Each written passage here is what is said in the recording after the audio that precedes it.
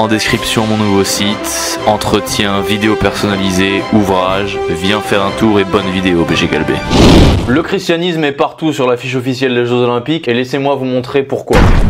Quelqu'un a attiré mon attention sur l'affiche des JO de Paris 2024 à la suite de la polémique sur l'absence de croix en haut des Invalides. Il m'en a fait une analyse intéressante et j'ai envie de la partager avec vous. Bonjour à tous les BG Galbé et à tous les autres. Aujourd'hui vidéo spéciale, petite analyse d'images. Alors vous n'êtes pas sans avoir suivi la polémique liée à l'affiche officielle des Jeux Olympiques pour Paris 2024. Affiche dessinée, designée par le très peu Galbé Hugo Gattoni, qui a passé apparemment plus de 2000 heures à réaliser cette étrange affiche carnavalesque au ton pastel qui m'a de suite fait penser à la chemise de François Lambrouille dans le sketch du vendeur de jouets. J'aime bien m'habiller avec des tons pastels. Mais surtout aux pages denses des livres Où est Charlie, que l'on devrait rebaptiser par rapport à cette affiche Où est la croix. En effet, tout le monde a remarqué qu'il n'y a plus de croix telle qu'il est représenté sur l'affiche. Et les politiques à tendance de droite, catho, natio, patriotes, tradis de tous bords, ont tous critiqué la volonté du graphiste au wokisme latent, pour parler vite, d'occulter, de déboulonner les symboles nationaux et chrétiens. Donc on a pu voir Éric Ciotti, François-Xavier Bellamy, Marion Maréchal Le Pen, les éditorialistes chez Pascal Pro, bref, tout le monde y allait de son petit commentaire et tout le monde critiquait donc l'occultation de ces symboles. En gros, plus de croix et les couleurs bleu, blanc, rouge troquées contre 50 nuances de rose, malabar et verdâtre, symbolisées par exemple par ce drapeau aux couleurs assez proches du drapeau de l'empire genderqueer qui aurait fusionné avec le royaume Ouba Bouba pour l'occasion. Et il y a même la ministre Oudéa Castéra, munie de son sourire parfaitement machinal et satanique qu'on croirait tout droit sorti du film Get Out, qui a défendu l'affiche à l'Assemblée nationale. Tout cela me semblait bien trop maléfique et je me suis moi-même penché sur cette affiche et j'ai discuté avec des gens que je connais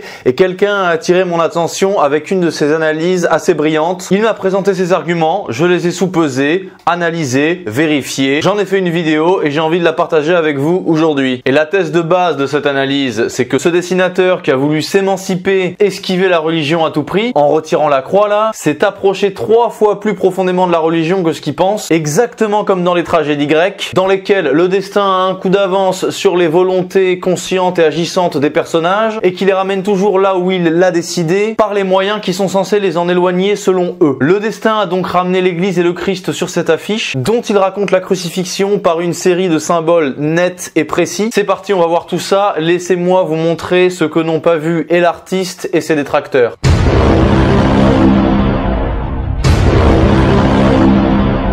Vous savez qu'un événement fondateur et fondamental a eu lieu il y a 2000 ans en l'an 33 de notre ère, logiquement, la mort du Christ. Et regardez, c'est décrit précisément au centre de l'affiche, le nombre 33 qu'on a pour les 33e Olympiades. Donc on a le nombre 33 et c'est écrit en chiffres romains. Jésus-Christ a été crucifié pendant et dans l'Empire romain. Empire romain un peu comme symbolisé par les deux étendards là de part et d'autre de l'affiche. Donc en 33 en nombre romain, le décor est posé. On a donc une scène qui se situe où est-ce qu'il a été crucifié? À Jérusalem, qui est parfaitement représentée par cette espèce de globe montgolfière là, avec les 3 continents dont l'intersection est Jérusalem au centre du monde, exactement comme sur les cartes de l'époque, qui plaçaient Jérusalem au centre des 3 continents que sont l'Europe, l'Asie et l'Afrique. On voit bien que le globe ressemble exactement aux cartes qui mettent Jérusalem au milieu du monde. Là, il y a l'Europe, l'Asie et l'Afrique. Et l'intersection de ces 3 lignes, c'est Jérusalem, là où se passe la scène. Donc là, pour l'instant, il y a une suite cohérente de tous ces éléments. Ensuite, Jésus, où est-il? Il est là, au premier plan. On voit parfaitement la forme de la croix, avec les bras étendus de façon horizontale, et le maillot qui représente en fait le pagne de Jésus qui entoure ses reins. Le pagne dans la représentation est blanc. Là, il est pas blanc parce que le mec l'a tout fait en rose, mais il y a bien le blanc de la colombe avec ce côté céleste.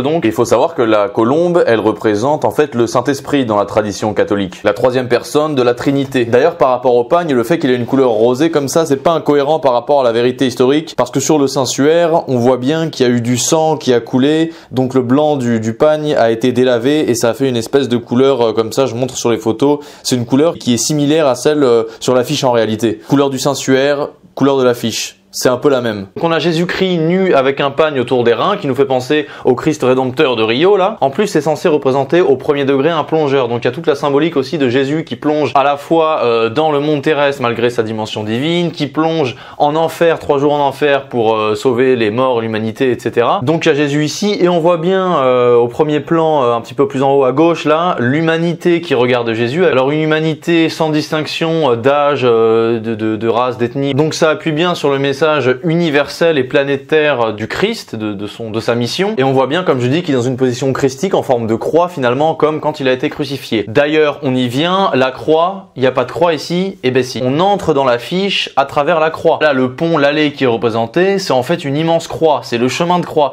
Et si on l'entoure, ça donne ça. La partie violette, c'est la poutre verticale, et les parties plus en damier avec du rose, c'est la poutre horizontale. Donc on voit bien, si je trace les contours, que la croix se dessine comme cela. Voici la croix. Et de surcroît, Mégalbé, on voit même nettement les 3 clous qui ont servi à crucifier Jésus. On voit 1, 2 et le 3e. Voilà, c'est les clous représentés par des espèces de colonnes. C'est intéressant parce qu'on voit bien qu'il y en a 3 alors que l'image, elle sous-entend qu'il y en aurait un 4e mais qu'on voit pas dans le champ en fait. Mais c'est parce qu'il y en avait que 3. Les pieds étaient cloués les 2 en 1 si je puis dire. Donc il y a eu 3 clous et on voit bien qu'il y a 3 clous ici. Moi je ne vois que ça sur l'affiche. Je vois une croix avec 3 clous et Jésus à côté. Et si on veut aller un peu plus loin, on peut voir sur l'image que le bateau qui traverse en fait au niveau du flanc la croix par le courant de l'eau et qui dépasse juste la croix peut faire penser à la lance de Longinus. Donc on a les clous, la lance et la croix. Ensuite on peut apercevoir plus haut le toit du Stade de France avec les espèces de jeux de câbles là qui sont censés soutenir la plateforme. Ce toit en fait ça représente parfaitement la couronne d'épines qui auréole comme ça l'ensemble de la scène. Donc on a une espèce de toit arrondi d'une couleur blanche immaculée avec des épines partout. Si on l'isole ça fait parfaitement la couronne d'épines. Donc il y a aucun doute là-dessus, c'est la couronne d'épines. Ensuite au-dessus on a le fameux hôtel des Invalides dont on déplore l'absence de croix. Mais ce qu'il faut savoir c'est que l'hôtel des Invalides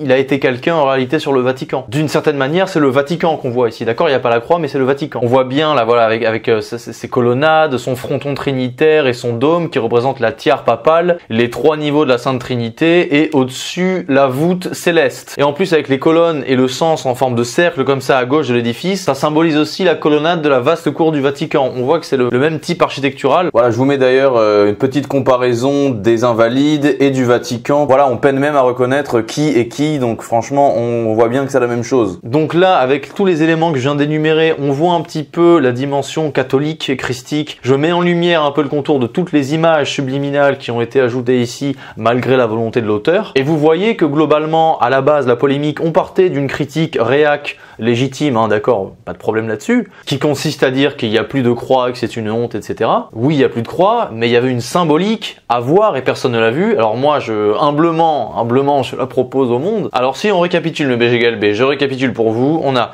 Jésus-Christ avec sa posture de crucifixion, regardé par l'humanité, avec la croix et les 3 clous qui ont servi à le crucifier, en l'an 33 de l'Empire romain, donc écrit en chiffres romains, à Jérusalem, à travers ce globe montgolfière qui représente Jérusalem comme à l'époque, la couronne d'épines qui auréole le tout et qui donne directement sur le Vatican. Vous n'avez pas vu la croix, mais tout ce qui la précède est encore plus christique et catholique finalement. C'est comme de ne pas voir la cerise sur le gâteau et de penser qu'il n'y a pas le gâteau. Il n'y a pas la cerise, mais il y a le gâteau, et c'est le gâteau qui compte. C'est comme déplorer une feuille qui tombe d'un arbre alors qu'il y a des kilomètres de racines que vous ne voyez pas. Tout ce dont je vous ai parlé là, les gens de droite ne l'ont pas vu, l'artiste a fait ça malgré lui, indépendamment de sa volonté, et quelque part Dieu s'est manifesté, pour ainsi dire, en trollant tout le monde en fait, en disant voilà je mets pas de croix mais je mets le Christ partout. Peut-être que ça annonce des événements majeurs qui vont se passer à Paris Ville Lumière pendant les Jeux Olympiques cet été en 2024, des événements peut-être importants dans cette période de fin des temps là, parce que le monde entier aura les yeux braqués sur Paris à cette période. Donc mes BG Galbé, répandez cette vidéo, partagez-la aux gens qui ont été contrariés, aux gens de droite, aux gens qui ont été contrariés par ceux qui ont été contrariés, qui ont critiqué l'artiste, envoyez-la à l'artiste lui-même, et que tous ceux qui s'insurgeaient un peu naïvement contre l'absence de croix, c'est plus qu'une croix christique, c'est un quadrillage absolu qui ratisse tout le champ de cette affiche. Dieu a parlé à travers ce graphiste totalement dépassé par les événements. Mais BG Galbé, voilà mon analyse. Je sais pas ce que vous en pensez, dites-le moi. Partagez cette vidéo et à bientôt mes BG Galbé. Ciao.